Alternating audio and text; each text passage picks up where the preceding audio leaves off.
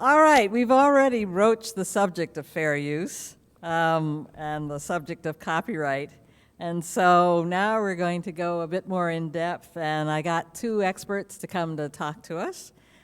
Peter Jaszi is a professor at the Washington College of Law, American University, and he's one of the movers behind the Center for Social Media's Fair Use Best Practices.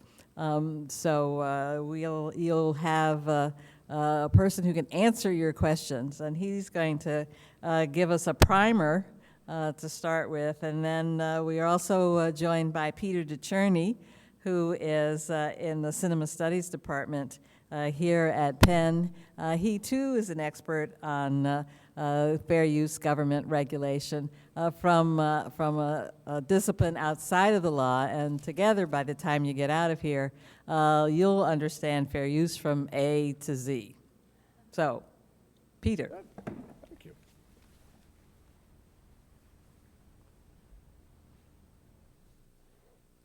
So I really appreciated what Regina said just before the break about the importance of always making sure that the stuff you make can be seen. And that entails having some, or may entail, having some ability to use third-party material in your production despite the fact that that third-party material may be subject to a variety of different kinds of legal rights, of which copyright is the most ubiquitous. And it's very ubiquitous. These days, as you know, copyright law stretches way back into the future, into the past in terms of what it covers, and way into the future in terms of when it will eventually, at least in theory, run out. So it's a very big presence in the background of all kinds of cultural production, including, I think, the kind of visual advocacy you're talking about here today.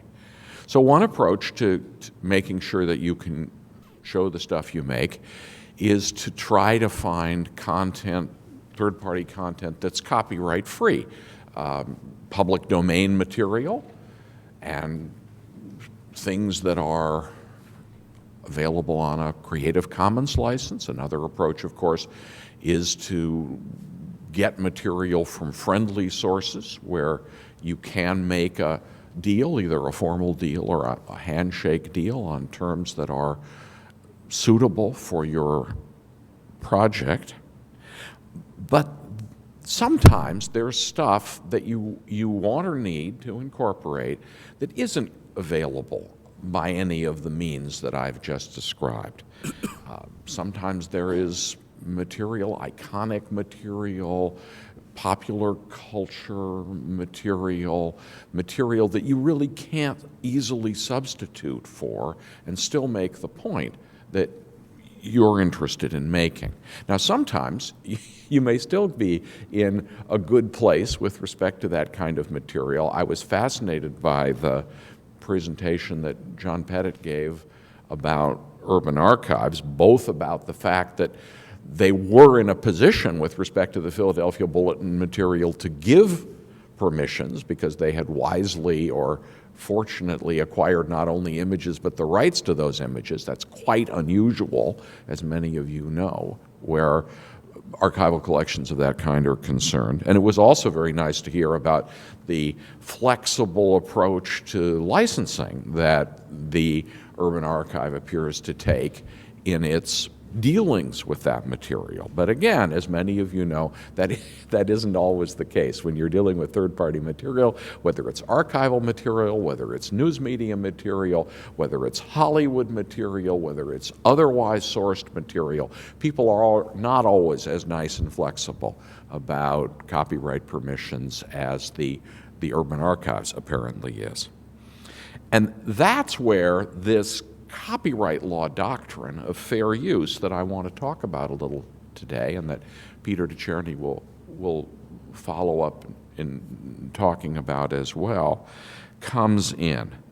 Because this doctrine in our law can be a real boon for visual advocates, social media makers, as well as others. So let me just say a little bit to start about what the fair use doctrine is, where it comes from, and why it matters. It's old.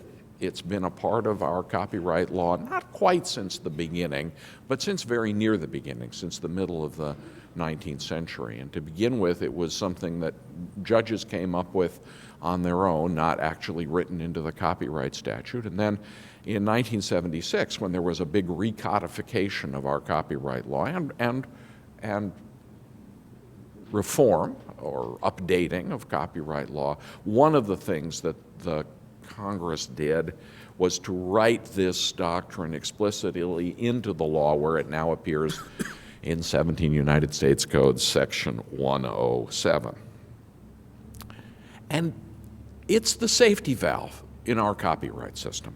It is, of all of the doctrines of exception and limitation in copyright law, the most flexible, the most dynamic, the most accessible for user communities.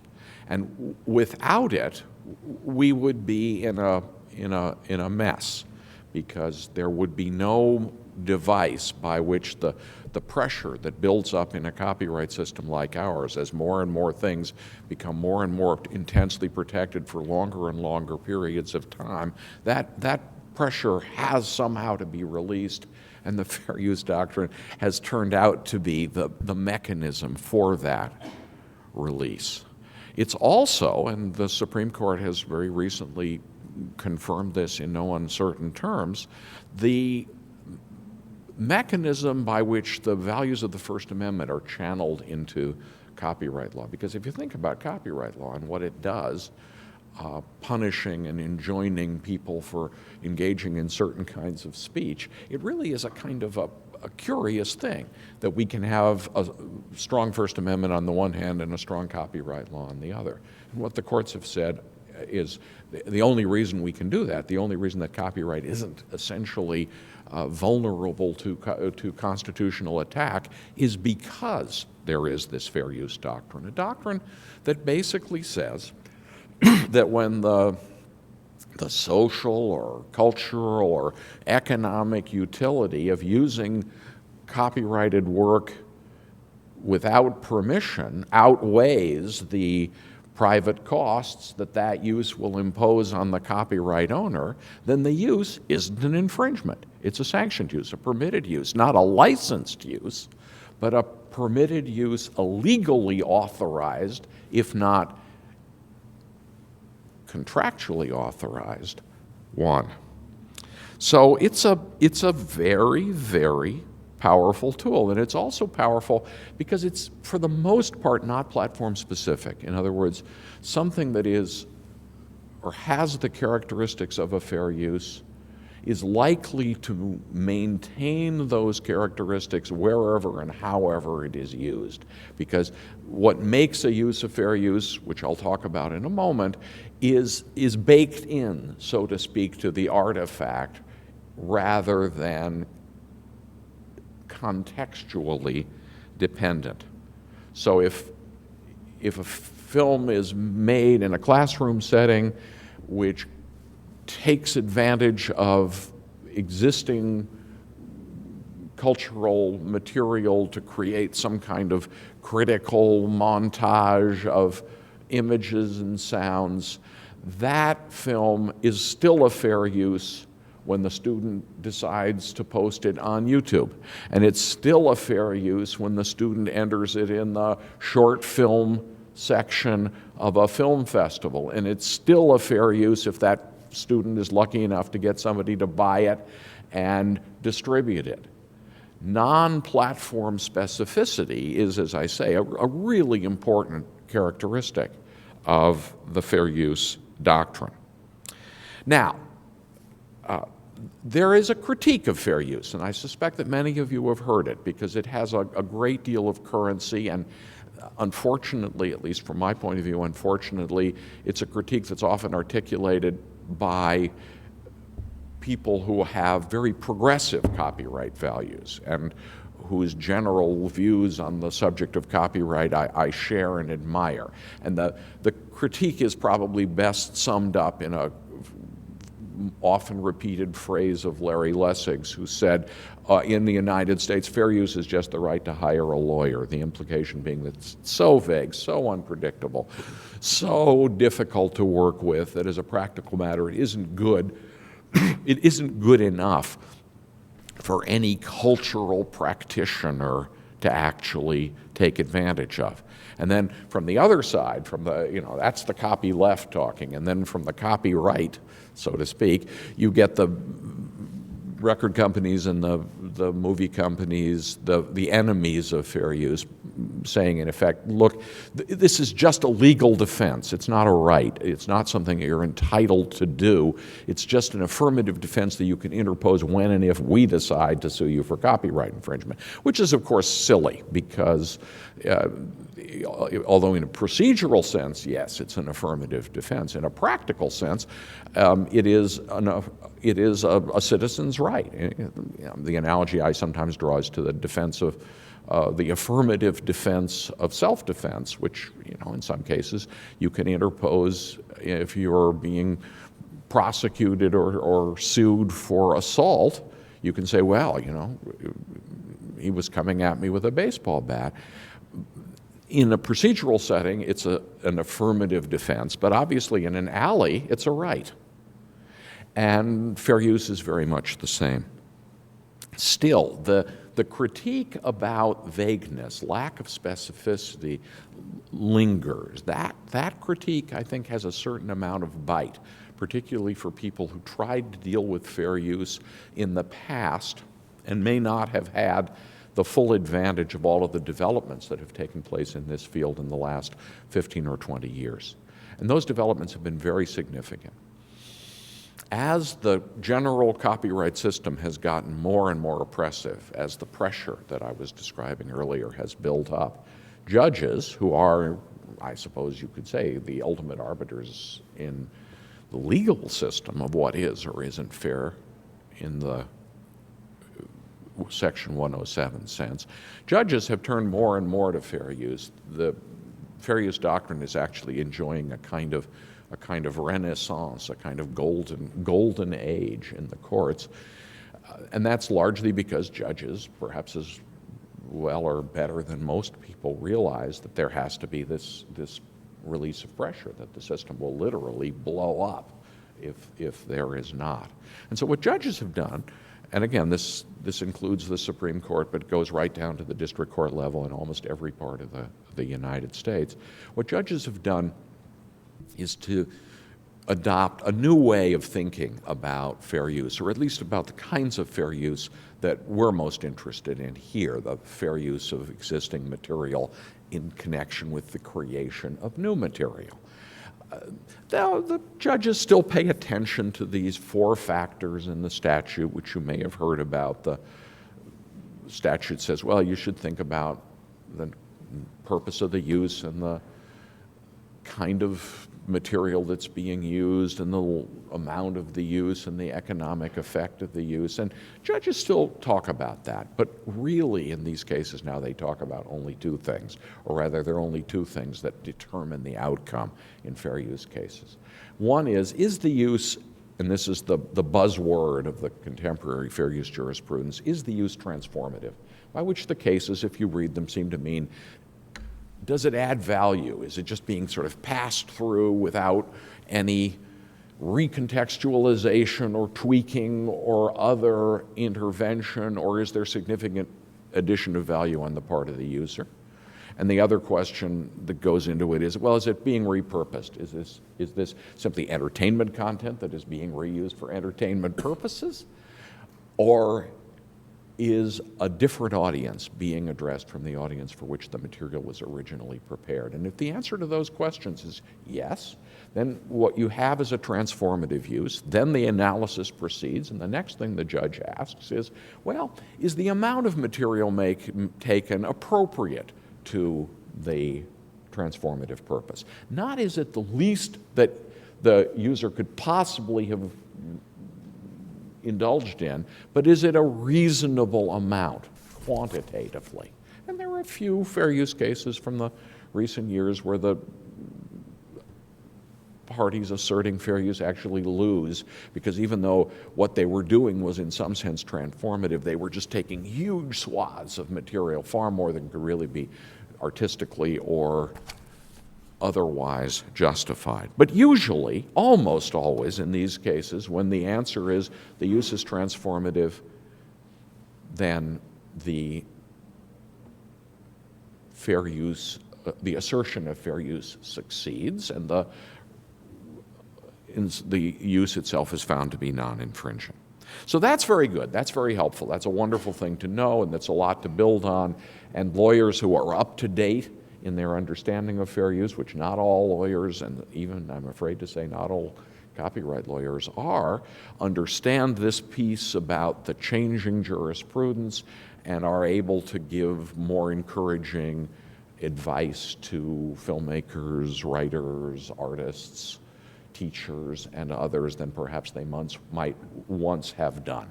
But there aren't so many of those lawyers, and they're not so easy to find, and sometimes they even aren't so easy to access once you've found them. So there's another recent development that is worth taking into account, and that's a development really in the academic scholarship around fair use. Quite a few wonderful scholars have spent time in the last few years reanalyzing all these cases from the last 150 years and looking for patterns in them. And in particular, although there are a number of people who have done and are doing great work along these lines, the work of Mike Madison at the University of Pittsburgh deserves special praise and attention, because what Mike did is to go back through all these cases, looking for the kinds of things that courts are actually interested when they make fair use decisions, and rediscovering, not really a discovery, we knew it once, but we had tended to forget, rediscovering that one of the things that judges are really interested in these situations is custom and practice. That when a judge has a case before him or her about alleged fair use in the context of commercial broadcasting, the judge wants to know, well, what do commercial broadcasters in general do? What do they think they can do? What do their standards and practices say? What is their take on what's fair and reasonable? And the same for commercial publishing, the same for any of the contexts in which fair use issues have arisen again and again over the years in court. So, my colleagues and I, and among those colleagues, the principal one is Professor Pat Aufderheide of the American University School of Communication, who's been my sort of co-investigator in everything all the work that I'm about to describe. We looked at this pattern and we said, you know, that's really interesting, because it could then be that if practice communities, use communities, were to actually get together and articulate their shared values about fair use, that could make a difference. It could make a difference in terms of the confidence they felt themselves in using the doctrine. It could make a difference in terms of you could say, a kind of prophylactic effect, that if communities really got together and collectively asserted themselves around fair use, maybe rights holders would be a little less quick to threaten or harass them. And of course, it could make a difference if Mike Madison's analysis is right, which I believe it to be, if and when a fair use case involving a practice community or a member of a practice community that had articulated its shared values actually found its way to court. And as it happened, the first community we began to work with around these issues, and the first community with which we worked specifically to facilitate a discussion that would eventually produce a statement of shared values around fair use, was the community of documentary filmmakers. And that's because in work that Pat and I had done previous to conceiving this project, we had already figured out that documentary filmmakers were having a terrible problem with copyright, that it was driving them crazy, that the grip of the clearance culture and the insistence of all the gatekeepers in the documentary film system, distributors, broadcasters, insurance companies, that every possible right be cleared, was really not only making it harder and more expensive to create effective documentaries, but it was actually causing documentary filmmakers to make bad choices about what they did and didn't even address as subject matter. And so we thought, well, it might be interesting to see what would happen if in partnership with a bunch of national organizations of doc filmmakers, we were to get small groups of people together and talk to them about where they are on this issue. Especially interesting because obviously filmmakers are on both sides of the copyright issue. To some extent they like their copyrights, to some extent they depend on their copyrights, and at the same time they understand better than anyone that reasonable levels of access to pre-existing material are essential to the work they do and the truth they want to tell. And so back in 1994, 1995, we tried this, and it had an interesting result. 2004. I'm sorry, forgive me, 2005. Thank you, Peter. Something else was going on in 1995, which I would just as soon forget. That was the height of the copyright wars when I was trying very, very unsuccessfully actually to influence public policy around these issues. So this has been much more satisfying than that. Anyway, I thought I would show a little video that summarizes this work.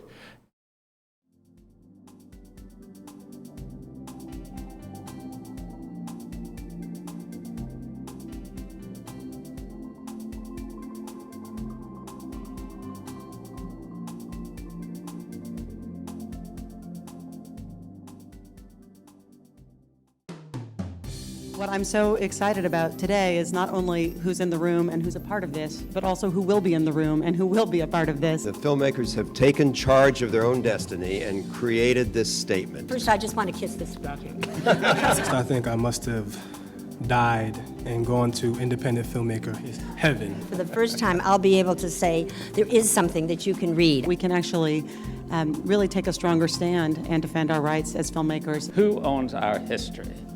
This is fair use.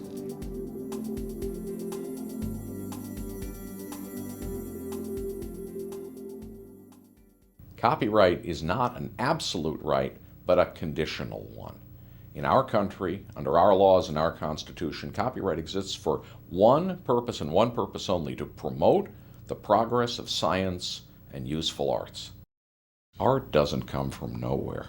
Cultural progress depends on the ability of artists to make reasonable use of pre-existing material, and that includes copyrighted material.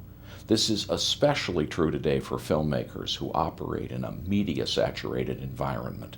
In order to be able to comment on that environment, in order to be able even to depict that environment, they need reasonable access to other people's copyrighted material. Fair use in copyright law exists to assure that that access continues to be available. And it exists for another reason as well. Out of hand, copyright can become an instrument of censorship, not official censorship, but private censorship.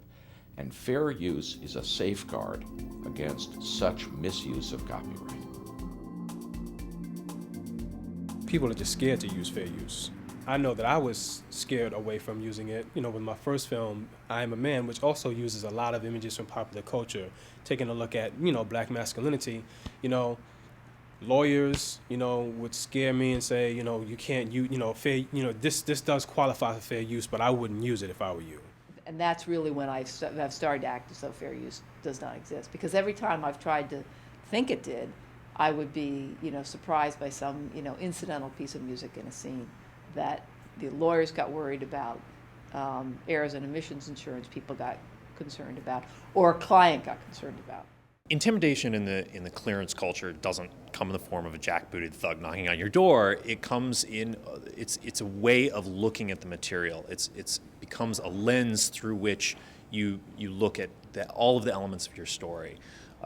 Everything becomes about, can I clear the rights for this particular image before even deciding whether it's worth using in the story.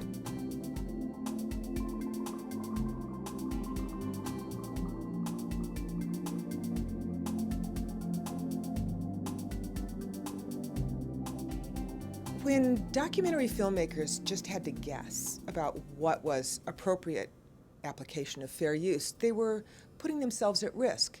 What if they guessed wrong? What they really needed to know was what their community felt, and particularly the professional, the veterans, the people who have some experience. And what we found when we talked to members of 5 different filmmaker organizations across the country was that there was remarkable consensus among professional filmmakers who had 2 films nationally distributed about what was appropriate and reasonable application of this statute.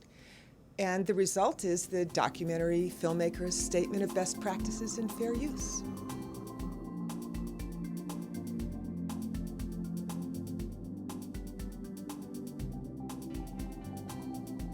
Susan, it's probably the most frivolous issue of all, but how many women, or is there any way of knowing how many women, vote for a male candidate because they find him attractive? I think what you can't do is play down to teenagers, play down to the young people. No teenager is going to be satisfied with a PG-13 rated horror film.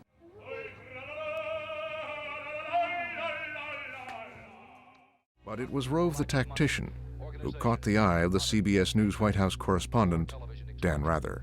Down in the basement of party headquarters is the Operation AIM. The Statement of Best Practices is going to be useful as guidance for filmmakers and for gatekeepers, broadcasters, distributors, and others.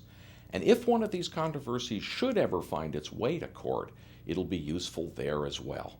When courts decide fair use issues, they reach out for information about what's considered to be reasonable practice in the field.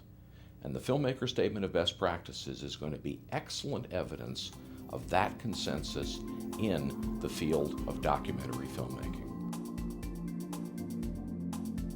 IDVS is not PBS, but we have a business relationship with them insofar as we have to make sure that the films that we bring them can be aired by them. And so we need to be in agreement so that we're not throwing each other curveballs and us saying this one's fine and them saying no. We need to be on the same page, and hopefully that same page will be this best practices statement. We at POV really view this as the beginning of a process. This is a process now of education, of educating the insurance industries, the gatekeepers, the broadcasters, and producers. And we think that this document, with that education, will become the gold standard for that perennial question which we get from filmmakers: is this fair use, or do I have to license it? The great thing about having this statement is that we'll be able to distribute it online and obviously tell them to go to the Center for Social Media website so that filmmakers can educate themselves and therefore start making their work accordingly. I mean, for me, the Statement of Best Practice is something that is reasserting our democratic values and is a way for us to preserve and, continue to use our own cultural history.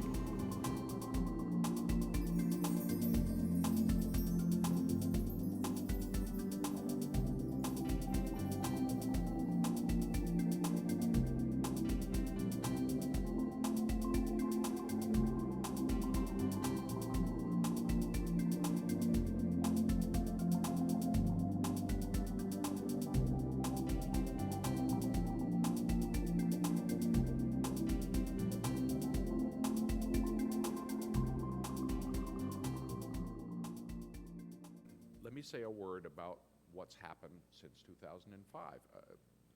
One thing that's happened is that this work has gone off in a bunch of different directions, and a whole series of other practice communities have, some with help from us and some entirely on their own, adopted this model and created codes of best practices.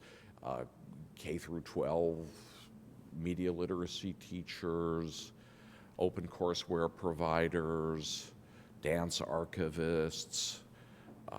We're working now with the Poetry Foundation for a best practices code for poetry. We have a big project going on with the research and academic libraries across the country. There have also been a few slightly different offshoots. One was the online video Code of Best Practices, which was created by a slightly different process. You can find details about all of those developments if you're interested on the Center for Social Media website, centerforsocialmedia.org. But the thing I want to mention before I give up the podium is another kind of effect that this has had. It isn't just that the model has proliferated. The specific Code of Best Practices that you saw discussed here has been extraordinarily effective in the environment in which it was originally created, that is, documentary production. The filmmakers are acting more confidently in asserting fair use, which is great, and more significant still is that at every level, the relevant gatekeepers in the system have changed their policies. And that includes very significantly, and it actually happened within 6 months of the November 2005 release, the insurance industry. It used to be that errors and omissions providers would almost never insure a film that made extensive or even any identified use of the fair use doctrine, and now they do so routinely. And that's made a huge difference in the ecology of documentary production and distribution. So it's been extraordinarily successful. The one thing we can't gauge is whether or not the theory underlying it is in fact true, because so far it hasn't been tested in court. In fact, in the 5 years that this statement has been around, there hasn't been a serious challenge, and I don't just mean litigation filed, I mean even a meaningful cease and desist letter received by any filmmaker operating within the four corners of the Statement of Best Practices. So maybe after all, as prophylaxis, it is doing some good. That said, the question still remains, what is this good for in this community? And obviously, to the extent that visual legal advocacy tends toward a set of practices that can be defined as documentary practices, then it's, I think, potentially very useful indeed.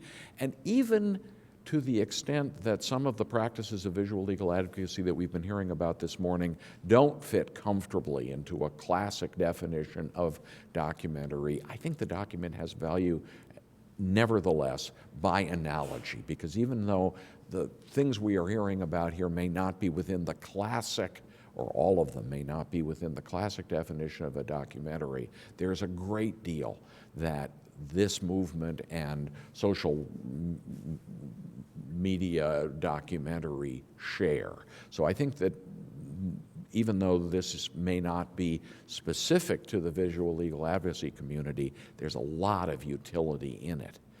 It has its limitations, and I want to be very explicit about what the limitations are.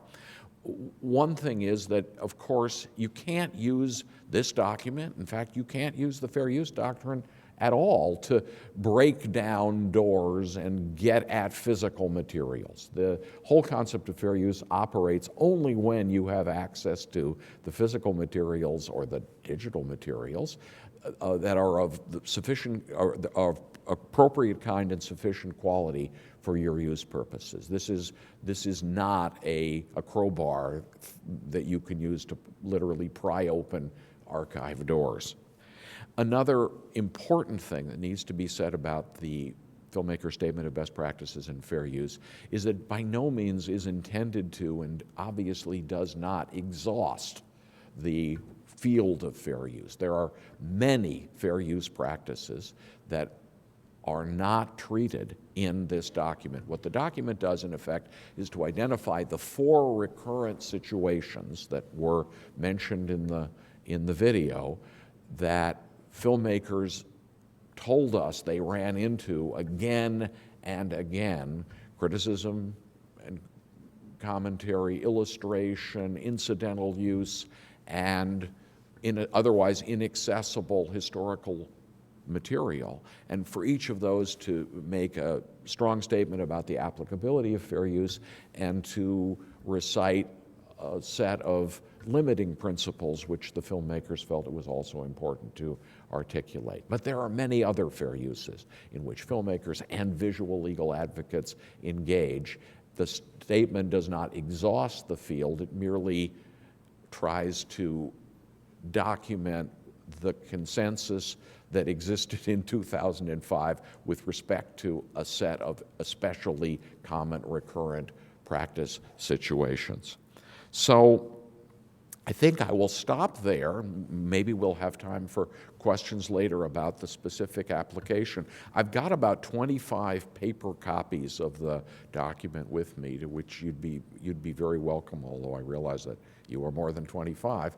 And it is, of course, and all of the supporting material and many video illustrations that go beyond the video I showed you are all available on the website.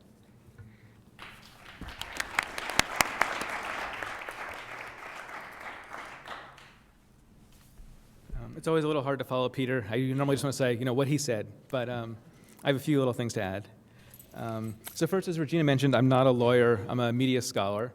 Though I have an interest in copyright on its impact on media industries and on creators, but also on the culture of copyright. Only a tiny fraction of fair use disputes, for example, ever have legal remedies or see a courtroom. Most copyright disputes or questions, as Peter mentioned, are decided by gatekeepers, who could be producers or university administrators, or in the case of documentary filmmakers, a kind of surprising one was insurance companies. So I think it's important to understand how gatekeepers make decisions, as well as understand the contours of the fair use statute and the case law. So I'm actually going to talk to you about the 1998 Digital Millennium Copyright Act, and two specific provisions of it, Section 1201, the anti-circumvention provision, and Section 512, the notice takedown, and importantly, counter-notice provision.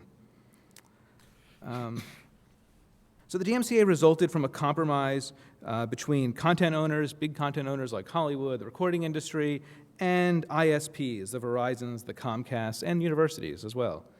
Filmmakers, as always, were caught in the middle.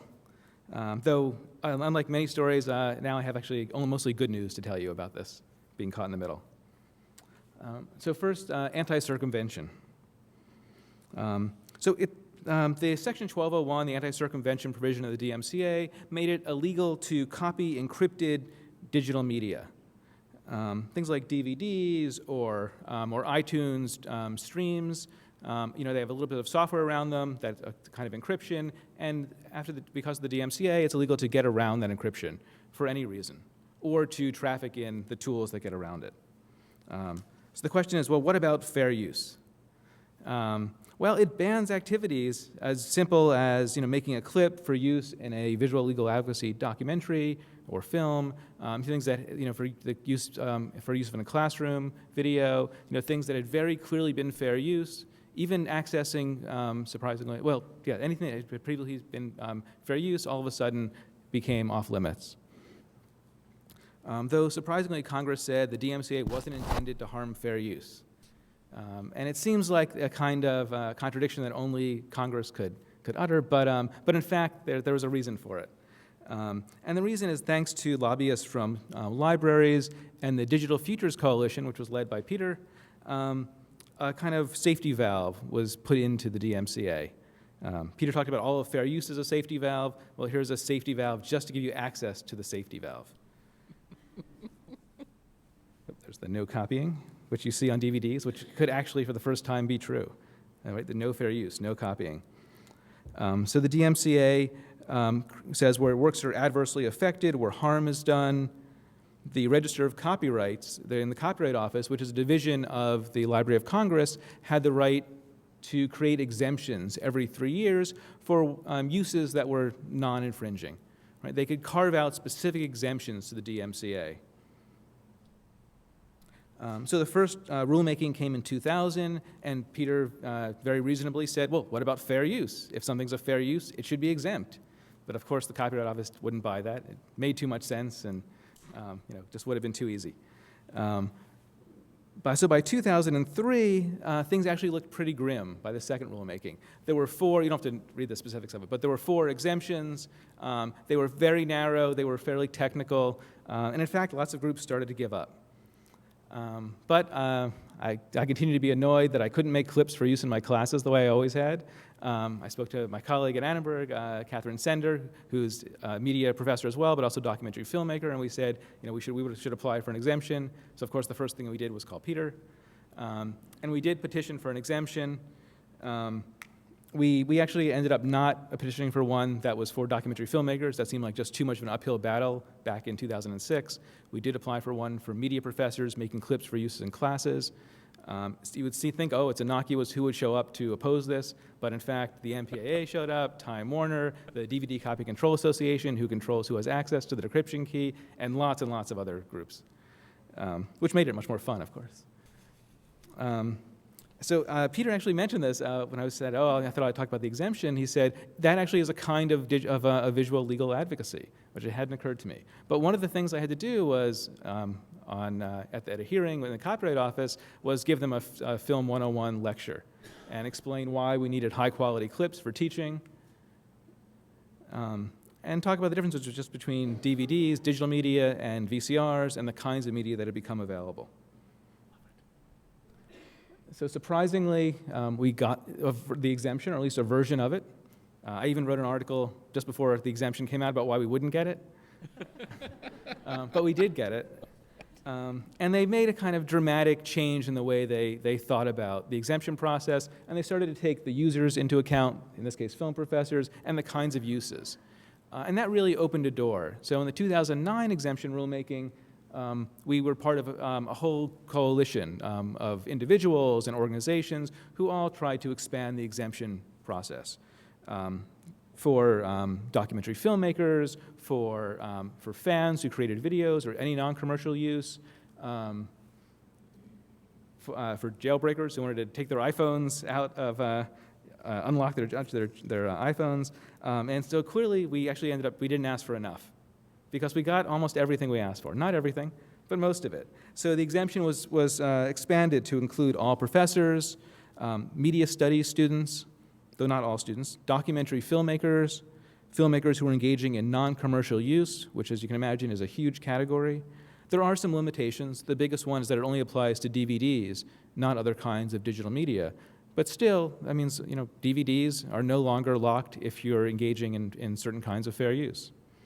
And as you can imagine, we were just winning back something that had existed before 1998, but also it was something that hadn't existed exactly in the digital world, in the digital realm. And it was a huge correction, I think, to an expanding permission system. And one of the reasons that Time Warner was there, that other organizations were there, was to defend the system in which they thought everyone needed permission for every single use of digital media. And it was a position that they weren't just making up, it was something they'd won in 1998. So this was, I think, an important correction. I also think it signals a broader shift in the understanding of fair use and legal response to fair use, as Peter was saying. So that's good news about the anti-circumvention provision. I want to talk to you about something else, the notice and takedown provision of the DMCA, so Section 512, the safe harbor provision. So it was content providers, as you can imagine, Hollywood, the recording industry, who wanted these locks on digital media. The other groups that were really interested in what was happening on the internet in 1998 were the ISPs, the internet service providers, the online service providers. And they were building out these giant networks, and they didn't want to be held responsible for everything that went on in the networks. They didn't want to be responsible for copyright infringement that went on in the networks. And so so Section 512 gave them a kind of safe harbor as long as they followed a few conditions. These are very controversial now, but they couldn't have knowledge of infringement that was going on. They had to provide notification about its policies of YouTube or whoever the organization was, and they had to set up an agent to deal with copyright complaints. I can't imagine in 1998 anyone knew the volume of material they'd be dealing with. And just how large these offices are at Google and YouTube who deal just with DMCA complaints. How large the office is at Viacom, who has to, an office that spends their entire day going through videos looking for infringing content. But none of that matters to you, really, because you're not going to open up your own YouTube, or you might be, but that's another issue. But the question is how it works and how it applies to users, because it's in some ways a big boon for anyone who's making videos they want to make available. One other little section I wrote was like is section 512E, which is universities. Universities got up just to be sure that those graduate students and professors weren't going to be doing anything that they were responsible for. Right? There's this extra little carve out specifically for grad students and faculty. So here's how it works, very basically. Hopefully many of you know this through the first part of it, at least, the uploading part from experience, though hopefully you don't know about the second part. So you upload your video to YouTube, and it happens to contain a Simpsons clip. Now, maybe you asked for permission to use the Simpsons clip, but I know in advance that you didn't get it. Because if you ask for a Simpsons clip, you always get 2 letters. One from Matt Groening, who says, I created The Simpsons, I would love for you to use my clip, please use it. And a second letter from Fox, who says, don't listen to Matt Groening, he doesn't own the copyright to The Simpsons, and we do not give permission for anyone to use a Simpsons clip for any reason. Nonetheless, you'll see Simpsons clips occasionally in documentaries. In Enron, The Smartest Guys in the Room, if anyone's seen that, there's a pretty significant Simpsons clip. And it's used because of fair use, and it was actually only used because they came out just a few months after the documentary Filmmakers statement came out, and that's specifically why. So you send this, you put up your documentary with a clip from The Simpsons. Fox sends you a notice to YouTube and says, YouTube, please take it down. YouTube has to take it down expeditiously, whatever that means. And then you have the opportunity to file a counter notice and respond to YouTube and say, I think this is fair use, please put it back up. And then if there's no lawsuit filed within 10 to 14 days, YouTube may put it back up.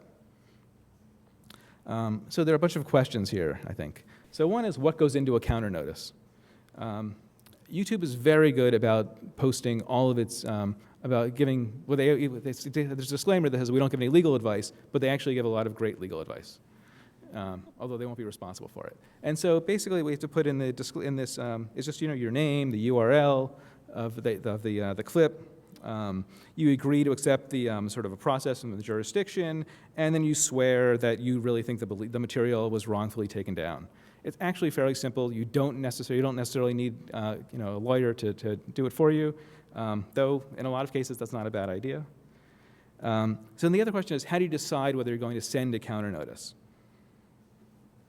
First of all, what often happens is you don't just get a notice that says Fox wants you to take this down. You get a notice from YouTube saying, our software, our filtering software, has detected that you've used a Fox clip. Fox has decided that all Fox material has to automatically be removed. And most of the time, I think it stops there, and people think this is somehow a legal document that says they can't use their clip. But in fact, all it says is, our software has detected that you might have some sort of copyright violation. And then you just fill out a simple form, it goes back up. Copyright law hasn't been engaged at all at that point. Then Fox might decide to send a takedown notice to you. And then you have to make that decision, are you going to send a counter notice? And then I think it can be more complicated. We know that in the vast majority of cases, no one ever responds to a counter notice with a lawsuit. Also, though, occasionally they do, and copyright damages are serious, and and fair use is in some cases the right to hire a lawyer, and it's unpredictable, and so you are taking a certain risk when you put something back up. Another good thing to know, though, is there are quite a few intellectual property law clinics at universities and nonprofit organizations like the Electronic Frontier Foundation who would love to take your case if you have a strong fair use case. There's the AU Intellectual Property Law Clinic, which I've actually worked with on many occasions for different projects. Stanford has a great fair use clinic, which has defended some very, very important fair use cases. The Electronic Frontier Foundation, which I just mentioned, has also been proponents of some really, really great fair use cases in which there were unfair takedowns. So I thought I would just show you a few quick examples, just two. So when Viacom decided they were going to sue YouTube, the first thing they did was send 100,000 takedown notices. And there were some clear mistakes. There was one about a guy in Cambridge, Massachusetts, who likes to film himself eating ribs with his friends. No one could figure out why Viacom even would pick that up, but they did. But there were others that were clear fair use, cases of fair use, one of which was a film called Stop the Falsiness, or maybe it's Stop the Truthiness, I keep forgetting, but it's one of those, it's a MoveOn.org video about Stephen Colbert. The documentary Outfoxed had just come out, and it's kind of a parody of Outfoxed and its treatment of O'Reilly, but instead it's about Colbert. So here's a quick clip. Tonight's word: truthiness. Stephen Colbert claims to be an unstoppable truth-telling machine. I'm a steamroller of truth. But what of all his talk about truth? Truth. Was the biggest lie of all. Truthiness, Stephen? More like falsiness. Contempt.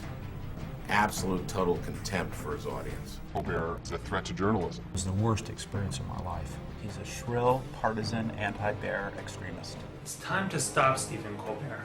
Stephen Colbert, stop the falsiness.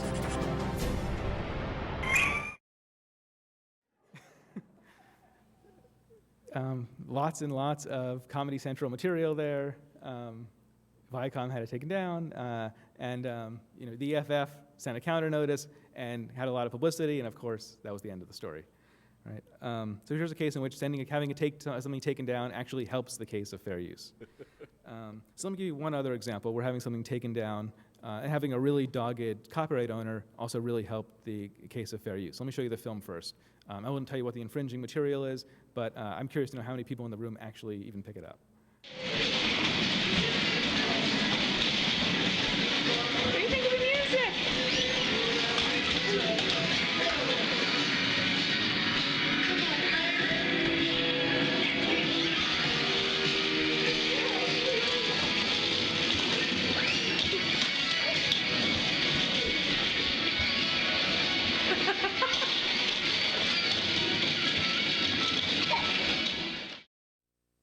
Where was the infringement there? Anyone?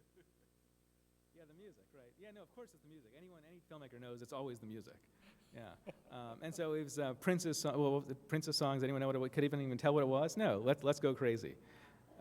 But of course, Prince and Universal Music decided that there was an infringement. First of all, the software picked it up first, or else no one would have ever even noticed it. But this is another case in which the EFF decided to pursue Universal Music and claim that they were abusing the takedown system by sending takedown notices for work that they knew it was very obviously a fair use. After hearing Peter that this was an incidental use, no one was going to listen to this instead of buying the Prince song. Right? And so it's very clearly fair use. At the time, Prince really defended this suit as well and defended Universal, and by some claims, he's the one who really encouraged them to defend it strongly. Since then, you may have read in The Guardian that Prince has said that the internet's over. It had its day. We're on the new thing. So he may not care about the case anymore, but it's actually still ongoing.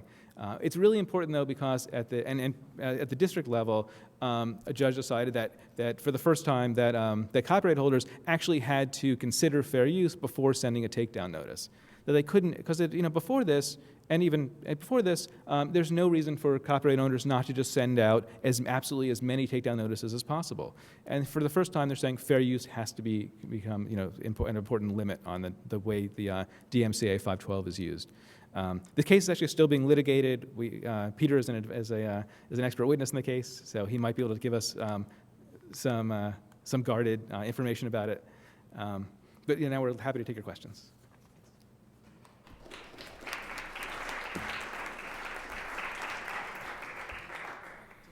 Your questions to Peters.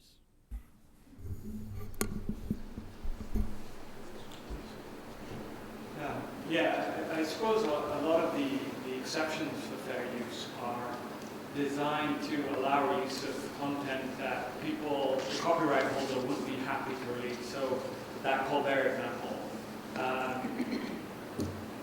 My question is primarily about what happens in a situation where you're in the classroom, you're using something, not planning to get sued as a law student, but as soon as you leave the classroom, it's a different ballgame, it seems. So if you use content in a student documentary and then you want to reuse that in another documentary, what would be your recommendations about that? So I want to reemphasize something I said at the front end, and that is that as a general proposition, the fair use doctrine, or the application of the fair use doctrine is non-platform specific. So a student documentary made for classroom purposes that otherwise qualifies under the criteria that we've been talking about can travel outside the classroom, including into commercial environments, without any additional concern. It is not, the notion that the classroom is a particularly privileged space for fair use is, I think, primarily a misunderstanding of the law.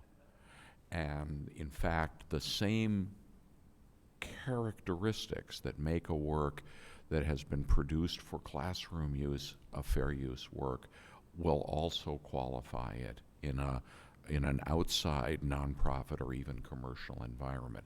Another way of making the same point is that all the stuff I was talking about earlier, the idea of transformative use, which is the sort of the current jurisprudential gold standard for fair use decision making, was actually all of that whole doctrinal structure was created primarily for application in commercial contexts rather than non-commercial contexts. It's possible that you can get away with some stuff in the classroom that isn't really fair use by that criterion just because no one knows and no one cares. But if, in fact, you've got a fair use in the classroom, it will travel. Now, your question was reuse, and I wasn't quite sure what sort of reuse of material you had in mind. It sounds like you're talking about something other than simply showing the same doc in a different setting. It would be, for example, a scene that you have that has a piece of music on it, and then you later reuse that scene in another documentary. And what is the nature of the music and its relationship to the image in that scene? I'll probably have to think through this a bit more, but let's say you were making a documentary about Al Jazeera and you had Arabic music in an opening scene. That was, somehow subversive and related to, what Al Jazeera's role is in the Arabian media space. Well, there's a fair use argument for that use of music, to the extent that music has been repurposed and transformed through the use. On the other hand, as you'll see in looking at the filmmaker statement, one of the things that the filmmakers felt fairly strongly about was that, as a general matter, fair use was not available for what were in effect sort of background soundtrack purposes. That was an appropriate setting for licensing and one that they felt collectively should be licensed. So, in order for the use of music that you're describing there to be considered a fair use in any context, or a transformative use in any context, there would have to be some comment on the music implied or expressed in the statement. So it could be that what you're describing there is something that you can get away with in the classroom, even though it isn't really fair use, and can't get away with outside the classroom for the same reason. But without knowing more, it's a little bit hard to say with specificity how strong an argument could be made for that particular use of music. If the argument were strong in the original context, then the question would be, is it equally strong in the new context? Because the new context could be no longer a critical context, for example. But I don't know if that's helpful. But I want to go back to the thing which may be helpful about the lack of platform specificity. That once a fair use, always a fair use, regardless of context.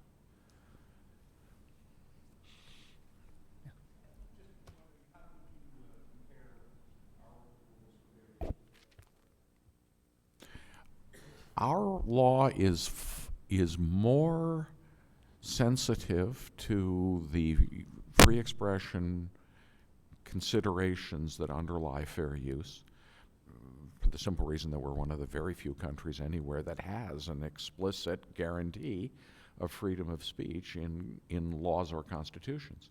So the fair use doctrine on its face is broader, more flexible, and more dynamic than the equivalent laws of other countries.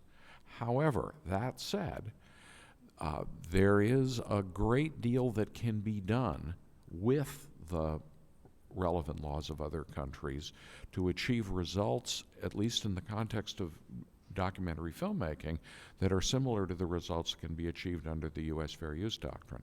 Most other countries have no fair use doctrine, no sort of genuine, general residual provision of this kind, but they do have, for instance, specific rights of quotation. And in Europe, documentary filmmakers are organizing to assert their use rights, not around fair use, which they don't have, but about the right of quotation, which they do have. In most countries, the right of quotation is fairly poorly defined, and so there is a good deal of room for advocacy and even growth where the right of quotation is concerned. So I think we're blessed to have this provision explicitly in our law, but it's not necessarily the case that everyone else is cursed. They just have to work with somewhat less promising materials, but perhaps ultimately to similar results. And I would just add, if you actually look at the fair use section of the statute, it's shockingly short. It's about a paragraph. And it's designed to be very flexible and allow decisions to be made in courts based on facts of specific cases. What you see in countries like the UK, where they have specific exemptions and carve-outs for, the process becomes so much more politicized because it happens at a legislative level. So there have been proposals just in the last 5 years or so for things like parity and lots of other things that are now very very healthy parts of the American fair use system, but when they become so politicized at a legislative level that you don't get those kind of specific exemptions, even though when you do have exemptions, they might be clearer. It's a very good point. And at the same time, there is a movement. It's a slow movement, but it's a movement nevertheless on the part of national legislatures in a few places in the world toward adopting U.S.-style fair use. Israel has done it within the last couple of years. It's under serious consideration in Japan. There's a big discussion going on in Australia. And there's even, somewhat unbelievably to me, but nevertheless the case, some serious discussion about this in the European Union.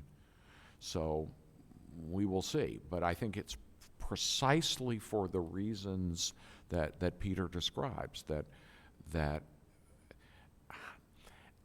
more and more national governments are recognizing that restrictive approaches to copyright limitations are actually not very good for their national cultural industries. I think Peter might agree, I'm curious if he would, that one of the sources of dynamism and growth and experimentation in the history of American commercial cinema has been the availability of this legal doctrines running in the background, so to speak. So I just finished a book that's on the history of Hollywood and copyright law, and the second chapter is called The Golden Age of Hollywood Plagiarism. And it's about Hollywood's defense of fair use, basically, in the 1920s, 30s, and 40s. So the content industries are in a way very hypocritical about this because they have a history of taking advantage of this doctrine. They still do it when it suits them, but in their dealings with the rest of the world, be it Hollywood, be it the recording industry, be it even, I'm afraid I have to say, the publishing industry, in their dealings with the rest of the world, they take the very hardline position, similar to Fox and The Simpsons, that they don't acknowledge the existence of fair use. So, they're large enough and rich enough so that they can afford to be inconsistent. I have a question about a specific issue coverage. I work for a nonprofit called Juvenile Law Center,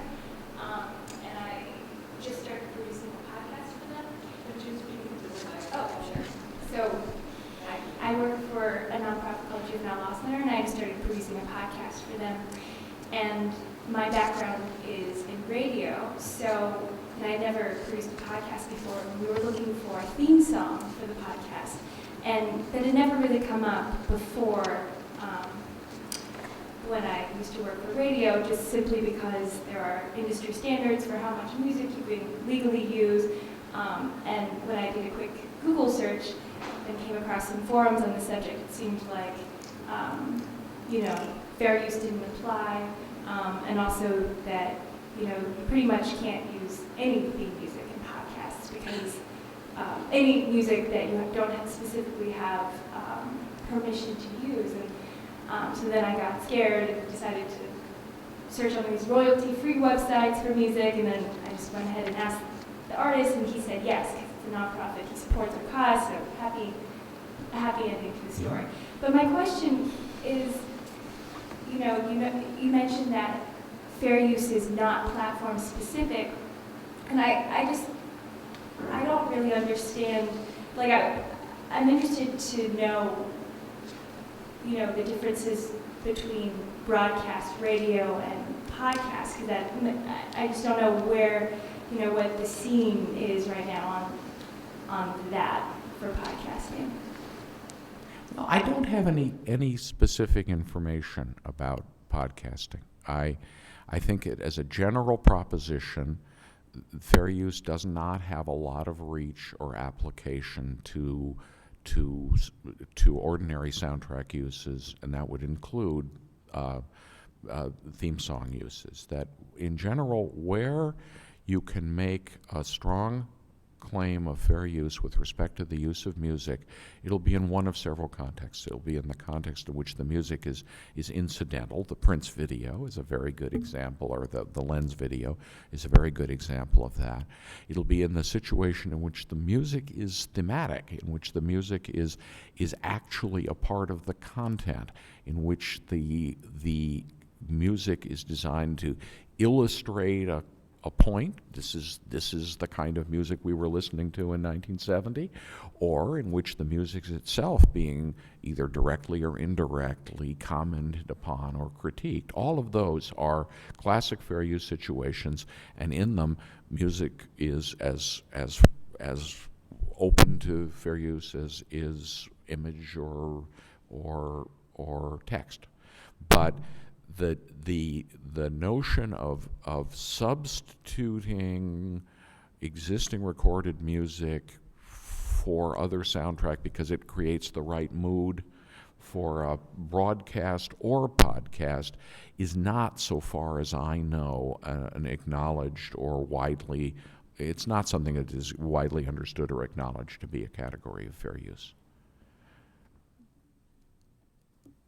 So I think you need to get somebody to write it, or you need to do what you did, a nice workaround, and actually get permission if what you're talking about is a soundtrack use. And that's probably particularly true if it's a recurrent use, as in the case of a theme song. I was curious about whether there are standards for photography, like artistic photography. By coincidence, I just came up with this situation a few weeks ago when I was helping my husband submit a photograph of his to Photo Week, which is the contest in DC. And their policy, interestingly enough, was that you had to be able to produce permission for anything that appeared in your photograph at all that was copyrighted material. You didn't have to submit it with the permission, but you were going to have to provide it if they asked for it, which I assume meant if you won, so it wasn't really a problem for us. But the work my husband wanted to submit was an outdoor photograph that had a piece of a mural as part of the photograph. And the interesting aspect of it was that it was a religious image in the mural, and it was seen through a gate that made sort of a cross. It was an interesting image in context. but they didn't seem to have any fair use consideration involved in their policy at all. Do you want to respond? I have a few thoughts. Yeah, it's a major photography competition. Yeah, I mean, there's that. Well, I don't know. There's Well, that. I mean, Peter talked before about gatekeepers, and this is a really excellent example of the gatekeeper phenomenon. And there are many other examples. Anyone who's ever dealt with a publisher and tried to persuade them to publish a manuscript that has extended text quotations or images incorporated in it knows, again, from a different standpoint, the power of gatekeepers, because they're in effect in a position to say yes or no, go someplace else, and they don't have to explain themselves. So what the photo magazine is doing by not acknowledging the possibility of fair use, by insisting on explicit permission for any third-party material incorporated in a photograph, is in effect, they have created their own policy as a gatekeeper. It's extremely restrictive. It's extremely self-protective. It's the very same thing that many publishers have done and other gatekeepers as well. To my knowledge, photographers, professional, amateur, or otherwise, have not taken any collective action to articulate their own vision of fair use in the way that documentary filmmakers or teachers or libraries or others have done or are in the process of doing. And it might be a very valuable thing for that community to organize around, because I think until they do, the individual photographer, your husband in this case, is really in a very weak position. There is an argument, a pretty plausible argument, I think, as to why the photograph you've described could well be considered a fair use photograph with respect to the mural, but your husband is in the position of making that argument by himself, for himself, in the face of a strong gatekeeper's restrictive policy, and that is, as a practical matter, not a very strong position to be in. So there is a lot to be said for organizing, and that these projects that I've been describing, that you can read more about on the website, are really, in a sense, community organizing projects. They are really projects that are designed to get communities to work together collectively to articulate their own interests more persuasively and forcefully than previously have been done, and they seem to work. So maybe photographers should follow suit. Yeah. Well, that's right, and there are real issues of definition there, and I think it would not be an easy project at all, but it may be a useful one. There is a project of this kind currently underway. I don't have any direct involvement in it, at the Association of the City of the Bar of New York, which is designed to do a set of fair use best practices for graphic arts and art history. I don't know to what extent that will touch on the specific issues of photography. There's one thing that is worth knowing, however, about photography, and that can be said absolutely, and that is that although you need to think about appearances of artworks in photographs, or even in the background of photographs which have other subjects, you needn't worry about buildings. Because even though building designs are copyrighted, the legislation in 1990 that brought the design of architectural works into the copyright fold specifically exempted images of buildings captured from public places. So if you can see a building from the street, then you can photograph that building. Specifically mentioned buildings as one of the things that you had to have permission for. Then they are just simply wrong. Yeah. And that's outrageous. One of the things that we did was to ask the Mural Arts program to participate in this morning's program, because the murals that exist around Philadelphia are wonderful, and they're very illustrative of social justice issues.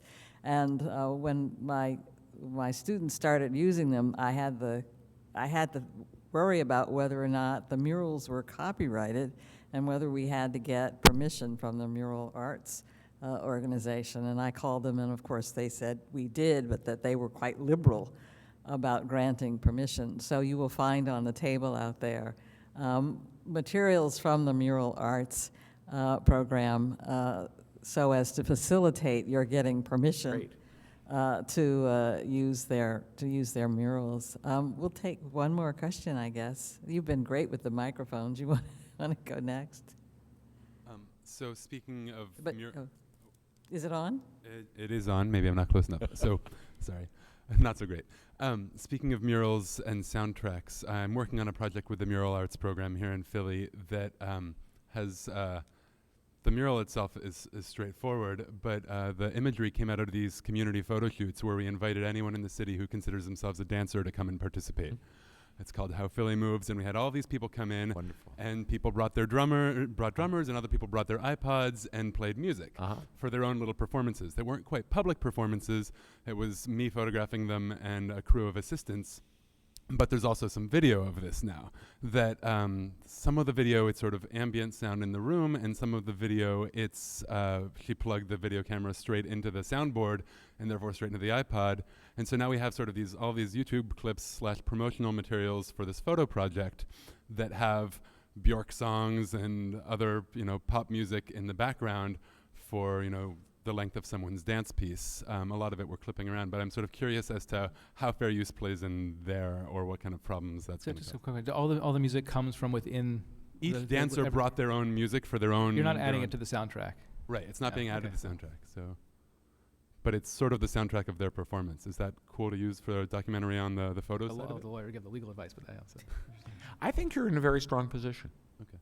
I think you're in a very strong position precisely because that was not the music you chose. That was the music they chose for their performance, and it's the performance that you're documenting, not the music. And without the music, the performance wouldn't make a great deal of sense. So I think there may be some issues about the length of the clips that you might want to look at. If you were doing this, if you wanted to be conservative about this, I would say you probably should avoid, and this is just, there's no particular basis for this except, reflexive conservatism, that you probably ought to avoid extended, consistent quotations from whole songs. Otherwise, I think you're in a very strong position. Thank you. The final segment of today's program will be devoted to what do you want to know that we can help you with next time. So you might want to put consent forms and such on the agenda for another roundtable. I want to thank our Peters for talking about fair use.